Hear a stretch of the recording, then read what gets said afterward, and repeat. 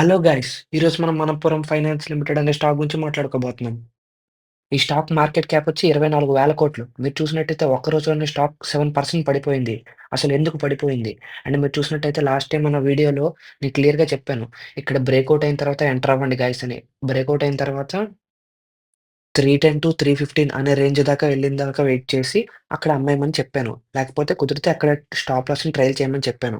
సరిగ్గా 310 ఆ రేంజ్ దగ్గరికొచ్చి ఇప్పుడు స్టాక్ రివర్సల్ అయిపోయింది. నేను చెప్పినట్టే నేరుగా 310 దగ్గర స్టాప్ లాస్ ట్రైల్ చేసుకున్నోళ్ళకి చాలా అడ్వాంటేజ్ అయింది. బట్ ఇప్పుడేంటంటే స్టాక్ కిందకి పడిపోయింది ఒకే రోజు. సో, ఎప్పుడైనా స్టాప్ లాస్‌ని ట్రైల్ చేసుకోవడం అనేది చాలా ఇంపార్టెంట్. అండ్ మీరు చూసినట్టయితే ఇప్పుడు ఏం చేయాలి? అసలు ఇంత పడిపోయింది కదా! ఏం చేయాలంటే ఇక్కడ క్లియర్‌గా చూసినట్టయితే ఈరోజు ఒక సపోర్ట్ దగ్గరికొచ్చి ఆగిందనమాట.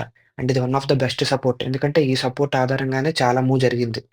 కానీ ఇప్పుడేం చేయాలి?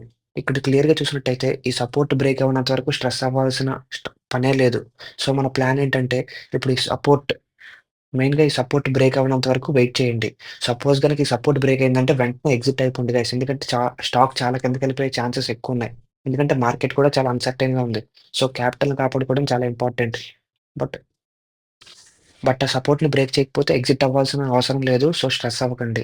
అండ్ మన ఛానెల్‌లో ఆల్రెడీ బాలాజీ అమైన్స్ కంప్లీట్‌గా అనాలిసిస్ చేసి పెట్టాను చూడండి guys. Thank you. Like, share and